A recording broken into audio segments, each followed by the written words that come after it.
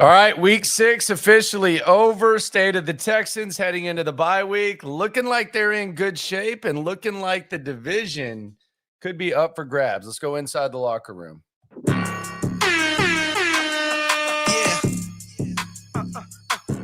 Yeah, it's the locker room on YouTube. You know what it is. Let's get it. Hey, locker room. Yeah, we in the locker room. Texas talk. Yeah, you know what we about to do. Localize every angle's what we really do. We the source. We the pulse of the city too. Landlocked. Got the game in the headlock. Localize every time. Can't stop. Won't stop. Texans feeling good about themselves heading into the bye, and the Texans getting some help around the division. It is the locker room, number one source for Texans daily digital content. I'm Landry Locker. You can hear me Monday through Friday, 10 to 2 Central on Sports Radio 610, the Odyssey app. Also see me on Twitch and YouTube on the Sports Radio 610 site as well. The state of the NFL right now is very interesting. We are 6 weeks in, and this is about the Texans. Please subscribe, like, right along. This is the number one place to get Texans content. And I got you covered whether you're a Texans fan or not. Exclusive interviews throughout the week on the radio show, all the talking points, etc. NFL through 6 weeks, we got 13 teams above 500, 9 at 500. Texans are one of those, and 10 below 500. So the Texans are sitting there right at 500. 10 teams are below 500, and the AFC South is as wild as it gets right now.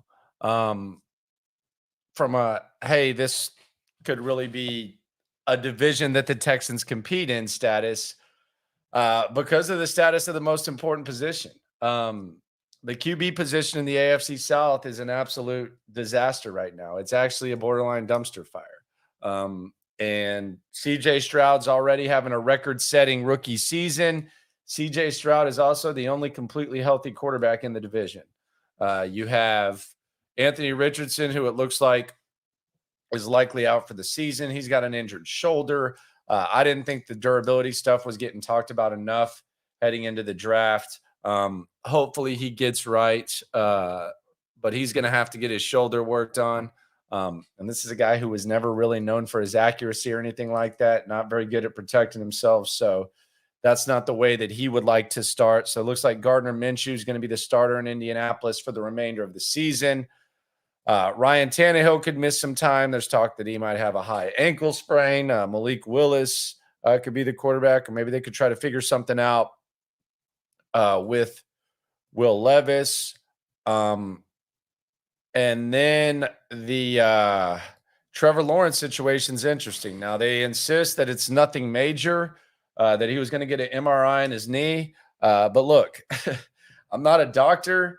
I don't know a damn thing about, how this whole thing works, but I just don't think I'm getting an MRI on my knee for the hell of it. I'm not sitting here saying like it's season ending. I'm not even saying that he misses any time, although his status against the Saints this Thursday is up in the air and very questionable, to say the least, just because it is a short week.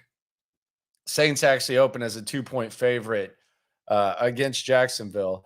But if you're having knee pain to the point where you go get a MRI, that just doesn't seem like a recipe for, this is going to be a comfortable season. Now, they haven't had their bye week yet. They've been doing a lot. They went to London for 2 weeks. They came right back. They played Indianapolis 7 days after playing in London. And now 4 days after that, they're going to play the Saints. So there's been a lot of moving around. If there is a team that could use a bye, it is probably Jacksonville. But right now, Trevor Lawrence has knee pain, and he is nicked up as well. So the status of the QB position in the AFC South, not great. Texans sitting at 3-3. Jacksonville sits atop the division at 4-2. They haven't lost. They've won 3 straight ball games since the Texans kind of thumped them around in Jacksonville. You have the Titans, arrow pointing down there. They're 2-4. And then Indianapolis sits at 3-3. So Texans and Colts have the same record. Jacksonville's at 4-2. Tennessee is at 2-4. The playoff standings right now, if we want to do this, and why the F not?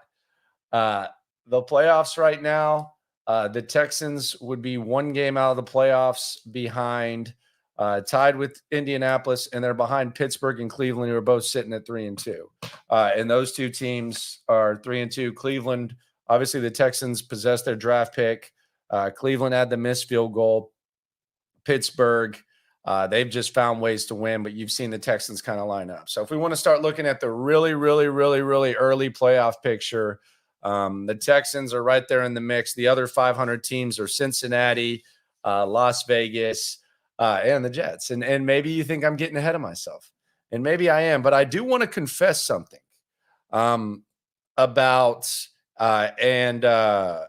Calvin says you need to cheer on the Saints. That is absolutely correct. You do want the Saints to beat the Jags. But my confession about my current feeling on the Texans, and if you guys follow the channel, you know immediately after the game, there's a post game. On Monday, we do kind of a state of the league. And then throughout the week, we do videos based on storylines, what people say, etc. So we just kind of follow the team as close as anyone in here. And I think you can relate to this, whether you're a fan of the Texans or you're just a football fan in general. The feeling that you have after a game is sometimes not proportional to what you have when you look at things on Monday. A lot of times that means that's because more of the league has shaped up and you're seeing all these injuries. A lot of times maybe you overreacted one way or another to what happened. But I woke up this morning and I was, looking at this game, and we talked about it on Sports Radio 610, the Odyssey app. And my biggest takeaway, like after really like breaking it down and being in the lab for a few hours before the show, was I can't believe they lost to the Falcons. And look, I know that beggars can't be choosers. I know that they've only won a few games. They matched their win total yesterday with all of the previous season, and there's progress and there's an arrow pointing up and stuff. But I looked at that and said, man, I know that the secondary was depleted. So I understand that, it's not the same. It wasn't the same squad. They weren't as healthy as they were against the Saints. But I found myself saying, damn, they should have won that one. And there's a couple ways to look at that. You can look at that as greedy. And man, how can you say that about a squad that has had no success recently? Or you can look at it as, damn, this team's kind of getting treated like, a big boy football team, because that's what happens when you're following an average team, or you're following a really good team, or a team that you have some sort of expectations for, is you get a little bit greedy, or you see them put together a few weeks of games and you go back and say, damn, they really probably could have won that one. And that's what I found myself doing. And does that mean that, it's like the end of the world? No. Because on the other side of things, if you want to look at it positive, I think the week-to-week improvement by the Texans, I think it's been pretty impressive. I think there's tangible good coaching going on with the Texans. And the two examples that I'll use from the Atlanta game to the Saints game, and it wasn't beautiful by CJ Stroud, but the two examples I will use, it was good. It wasn't terrible, but it wasn't like, the record-setting stuff that we've gotten used to. They got the stop when they needed to, although Bobby Slowick, I think, got a little bit messy at the end. They probably should have made the Saints use the timeout, but they got the stop that they couldn't get against the Falcons. They got it against the Saints, and DeMeco Ryans came out and said, the offensive line is blocking well, but we need to find ways to run the rock better. And instead of just coming in and doing the same damn thing and handing it to Dameon Pierce 23, 25 times, they split up the carries between Singletary and Pierce. And you saw 12 and 13. And you saw improvement in the run game. And I think those two week-to-week things are good. But I did look back and say, damn, probably should have beaten Atlanta. Do I think the Texans are like way better than the Falcons right now? No. But I think they're good enough to where I could look back and say, man, even without the guys in the secondary, they should have won that game. So that's just kind of a confession about the greed that I had following the Texans. It is the Locker Room live here on YouTube. Subscribe, like, right along. Appreciate y'all for rolling through and rolling with us on the bye week. I thought something was pretty funny today. And this is the first time that it's happened really like in probably 6-7 years doing the radio show. There were texts today when we were talking about the Astros with people saying, why the hell are you talking about these losers? Talk about the Texans. And normally it's the complete opposite. Because I lean NFL, I lean Texans. I'm a big proponent of the National Football League, even when the Texans are dog butted. We do cover the Astros, and we go toe to toe with the stations that claim to talk more Astros. We toe to toe whether the Astros are having success or not, and by toe to toe I mean above more times than not. But this was the first time that you could kind of hear people say or see people say, hey, talk about the Texans, talk about the Texans. And I thought it was really hilarious that on a day in which the Astros and Texans were playing on the same time, at the same time, CJ Stroud and Will Anderson went out there and were the ones that said play ball at an Astros playoff game. Not saying that's like unique or anything like that, but there clearly hasn't been a lot of times in which Texans players on big stages were coming down and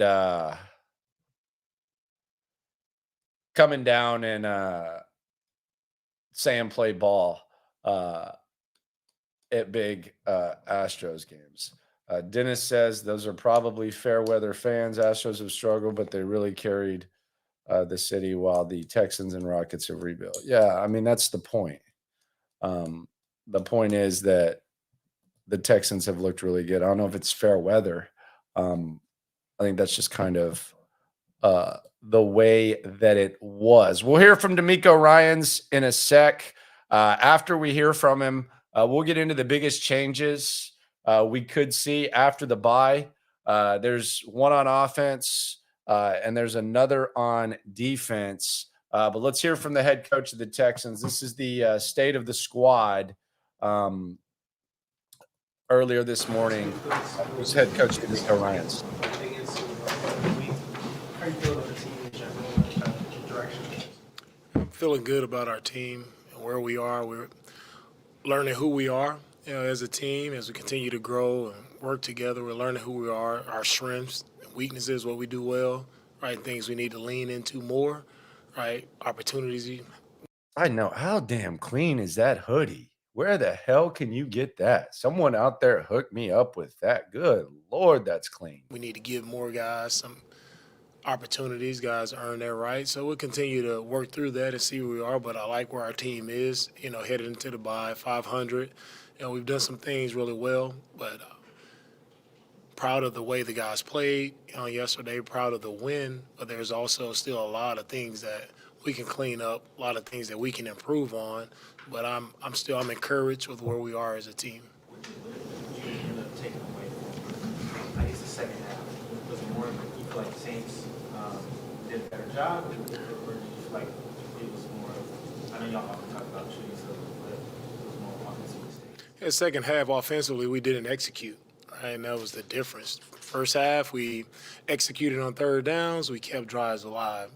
Come out in the second half, it just wasn't good enough offensively from an execution standpoint all the way across the board. So that's where, it takes time to learn how to win. You have to play complete games. As I was telling our guys today, right, you can't be one way in the first half and different in the second half. And now I thought, as a team, what I'm most proud of collectively is the defense wasn't great in the first half, but they picked it up and finished in the second half and picked up the offense. The offense gave us enough in the first half to win, and it takes that complementary effort, and that's what I feel our team is about, like complementary football. We have to continue to play that way. The last two offensive possessions for the Saints, you all stopped and turned them over on downs, and you got the interception. There was a lot of emotion out of you, on the sideline. You see it from the stop. Was that just you showing the emotion, not only because of the play, Because they were about to win the game, man. Why is he showing emotion? but because it seemed like the defense was finally getting together, like that communication aspect that you've been looking for, they finally put it on Oh, there. probably. Yeah, the emotion for me is just I'm excited to see our guys make plays. As offense, Oh. defense, whoever makes a play, I'm excited to see our guys make plays. And I know it's a lot that goes into it, a lot of fine details that a lot of people just outside of ball you don't really realize, right? All of the work that it goes into, making those plays, and for guys to execute efficiently in that moment in critical situations, like, man, it's somewhere where a place where we've struggled, in the past, and to see guys stand up and make plays. And it wasn't all clean, it wasn't all perfect, but at the end of the day, playmakers have to step up and make plays, and that's what you saw happen at the end of that game. What does the bye week allow you to do from a self-scouting standpoint that maybe a regular game week wouldn't let you kind of look at yourself and your team? The bye week gives us just a chance to decompress, right? See,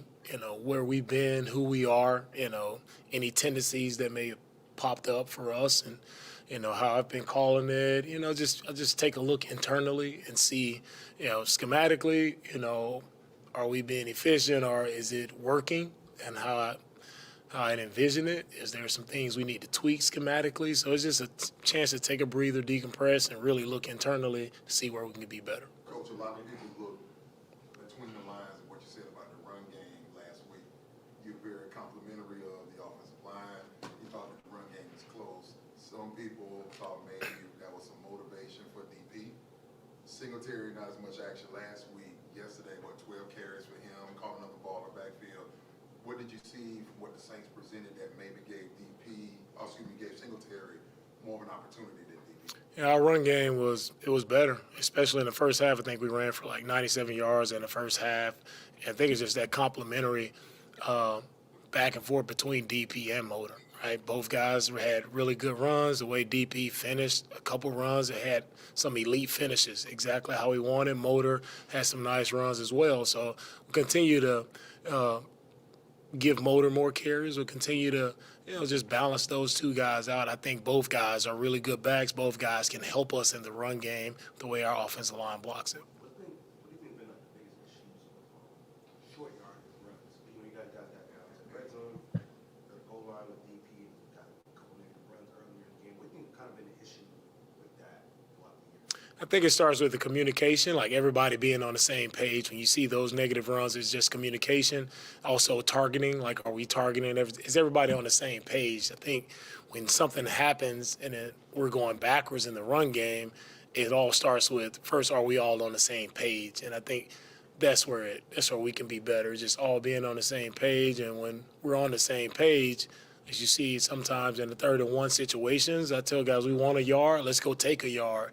And it's about mentality, having your pad level under their pad level, and moving people off the line of scrimmage. So it starts with that mentality, but also everybody being on the same page with whatever play call is called.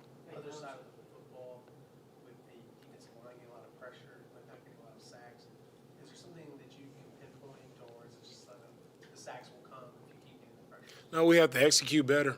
And when it comes to the defensive line, we have to execute better. Talk about 4 guys rushing as one.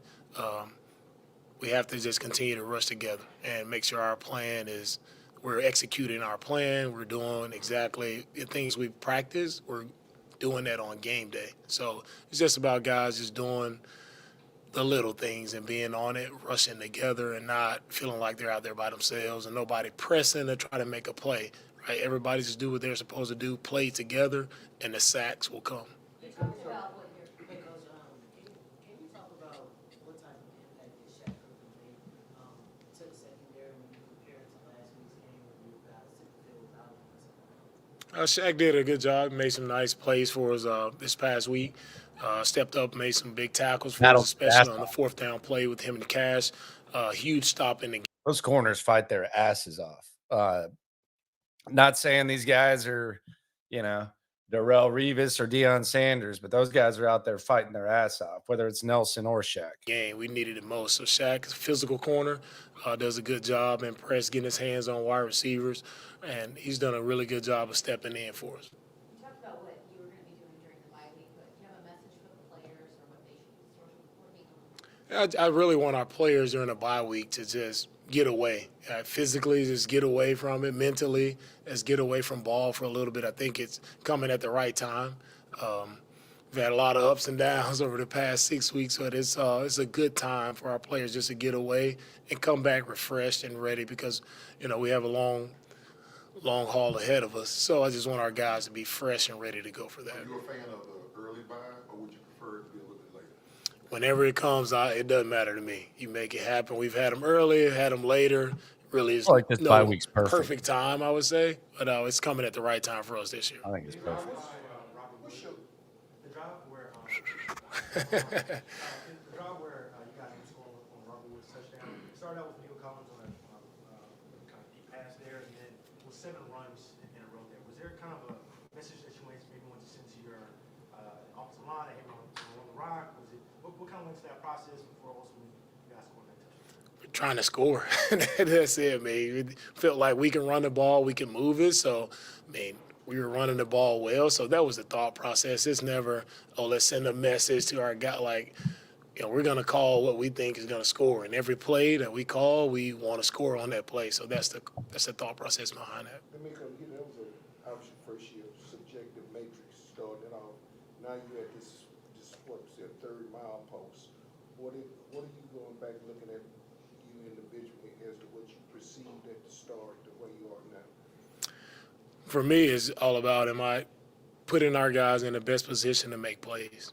And that's what it is. And I always start with me, whether win, loss, like it all starts with me. Like, are we operating efficiently? As coaching staff, are we putting our players in the best position to make plays so they can, go out and be the playmakers that they are? Are we cutting them loose to put them in those positions? So that's what I'll, look at throughout the bye.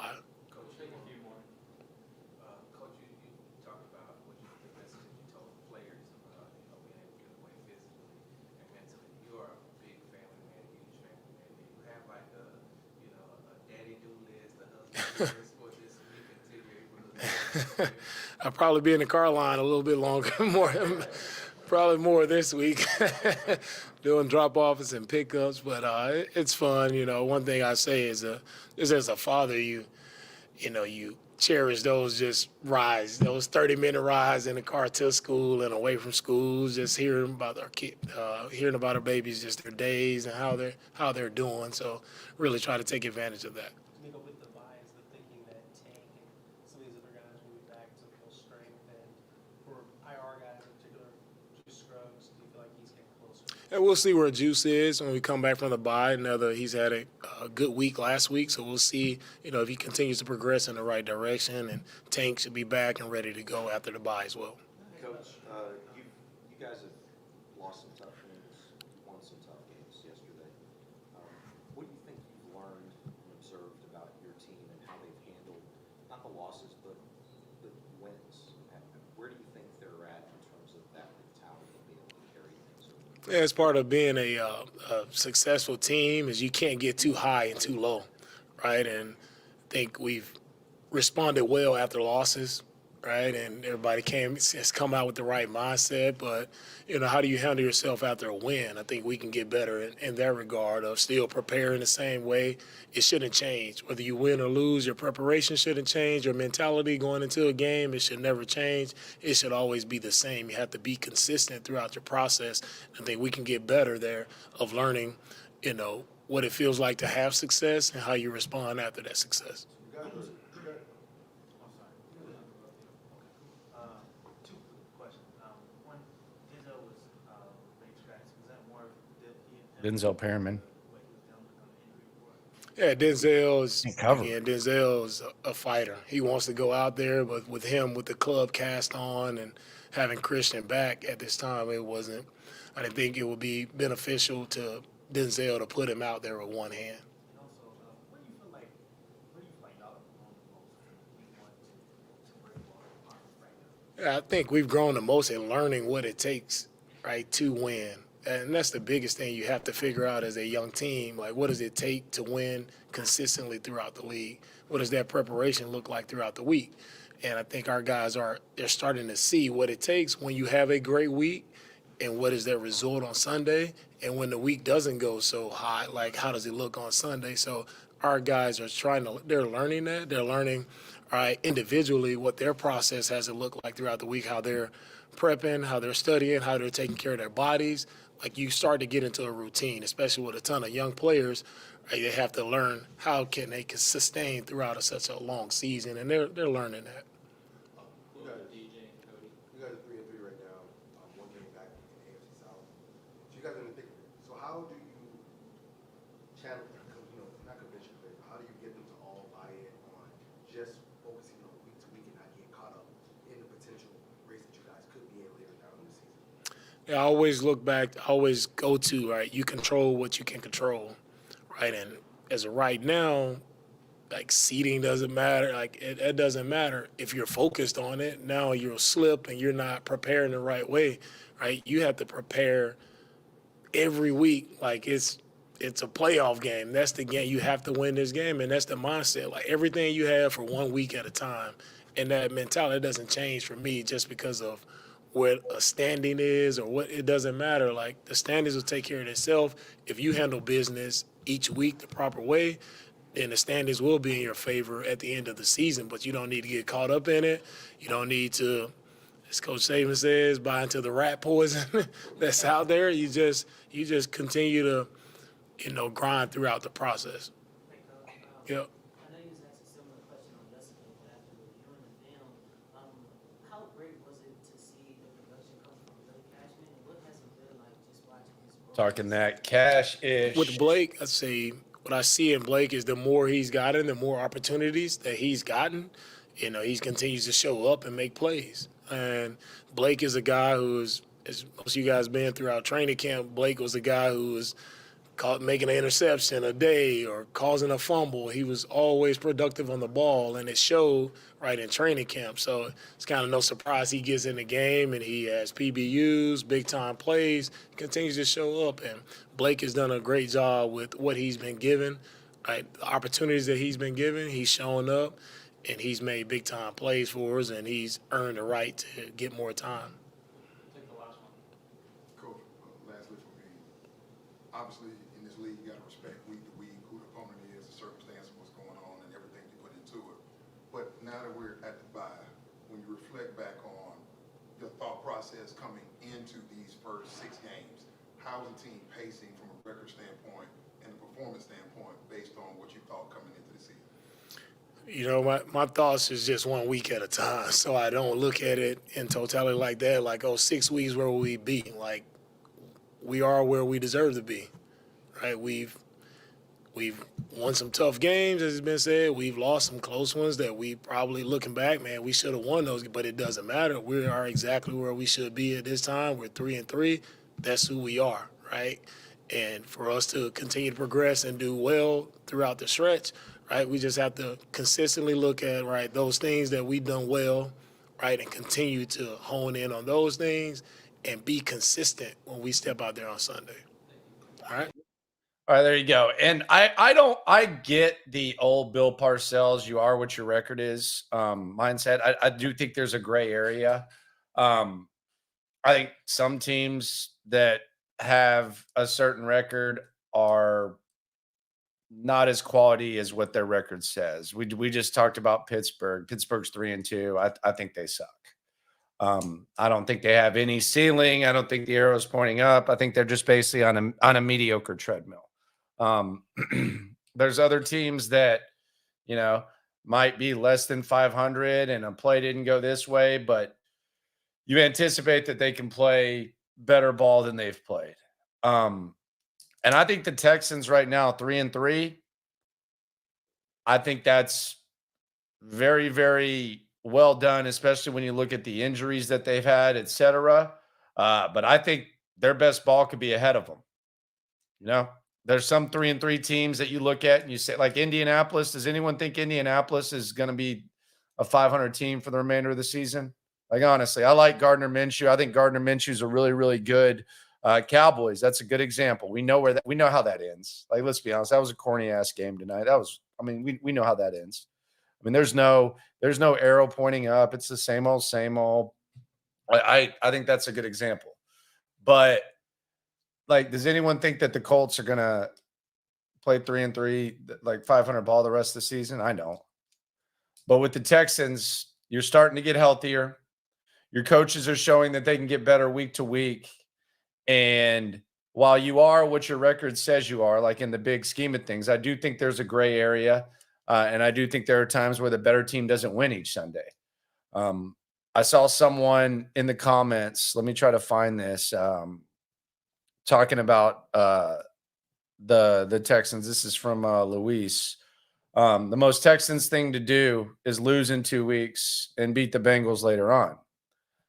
First of all, I don't think this is the same Texans that we've gotten used to. Also, I don't think that that's necessarily a Texans thing. I think that's kind of an NFL thing. I mean, we just saw the Eagles lose to the Jets, and we saw the 49ers lose to the Browns. So that kind of happens. Like, there's no point in this season where I'm going to sit here and say chalk up the dub for the Texans. We're not there yet. I don't know if you ever get there in the NFL. But I don't think this is the same thing, and I think it's safe to say that. Gardner did cook them up. I don't think they were prepared for Minshew. I think they prepared for Richardson. I've maintained that if Richardson had stayed in that whole game, I think that the Texans figured that out. And I think they were starting to figure that out. They'd cut it to 7. I don't think they were prepared for Minshew. That's my story. I'm sticking to it. Cody brings up the run game. That's something I want to get into in a second. Motor won't be RB1. Split carries the rest of the way makes the most sense. It's by Motor, he's talking about Devin Singletary, for those of you that may not know. I think it's going to be a clean split. I said it in the offseason that Dameon Pierce actually put out a video. Should Dameon Pierce be the backup running back? I just think that's how he's built. I think last year we kind of got lost in the moment. I think the fact that Rex Burkhead was the only other option kind of helped Dameon Pierce in a strange way, because when your backup running back sucks and probably shouldn't be in the NFL, you look a little bit better. Do I think maybe he should have gotten more run at Florida? I think he had double-digit carries 7 times, maybe. Or did Dan Mullen kind of know a little something that we didn't? I think Dameon Pierce is a solid running back. I think he can be in the league for a long time, but I don't think he's a guy you hand the rock to 20-plus times. I don't know that, like, Devin Singletary kind of is what he is too. I think they need to address the running back position in the offseason, maybe get it a little bit better. But, yeah, it does need to be a split. They've kind of showed it. And we'll see how it ends up going with that. But I think he's a good closer. Dameon Pierce. I've used the Marion Barber comparison, and I'll use that for a while.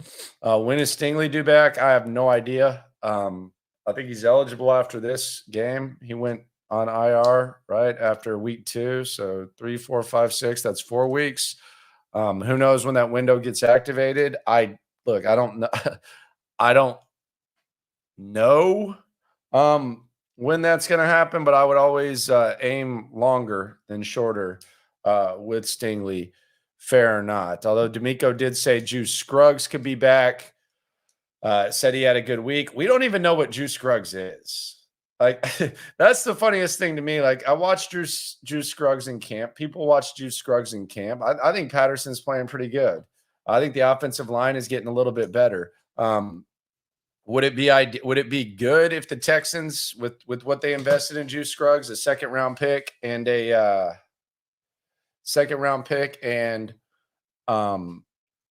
draft picks to trade up, would it be nice if he was one of those guys that was an immediate upgrade when he got in there? Yeah, that'd be great.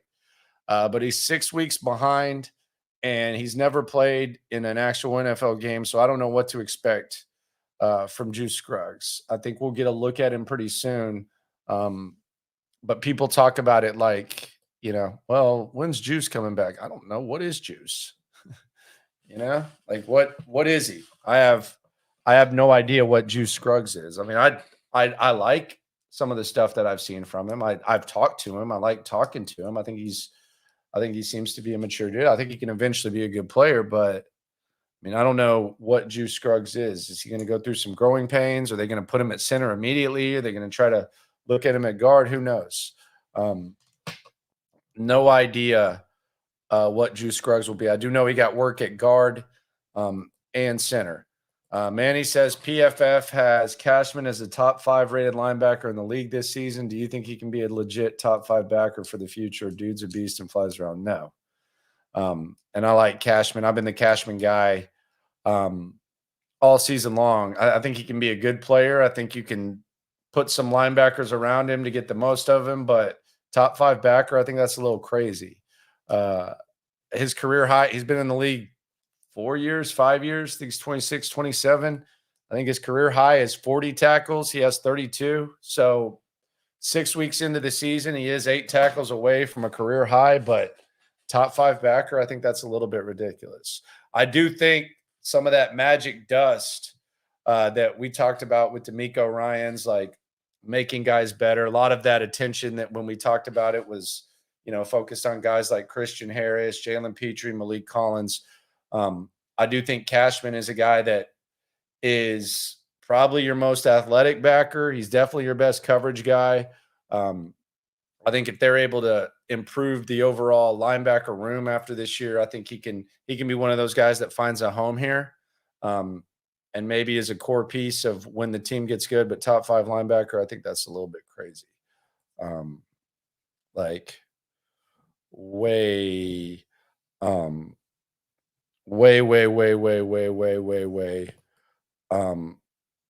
crazy. But yeah, he can be good. I'm not saying he can't be good. I'm just saying, the dude said top 5 backer,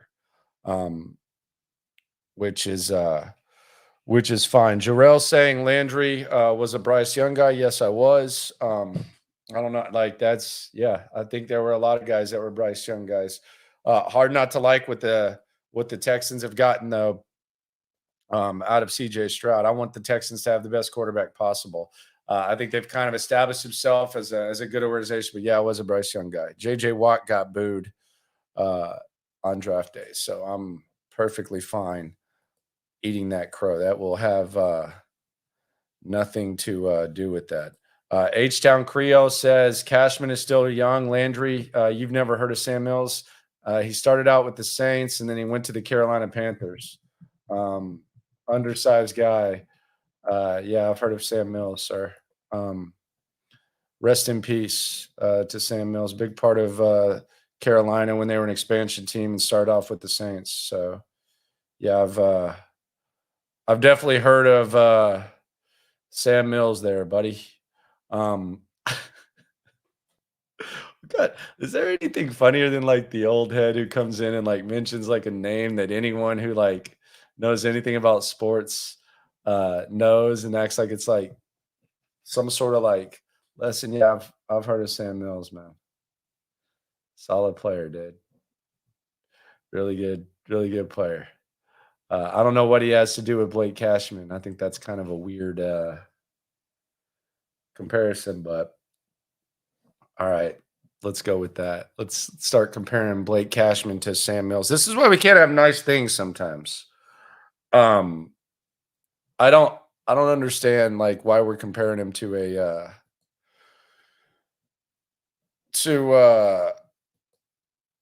Sam Mills, but we will see. Jed says Dameon Pierce will rise again. I hope so.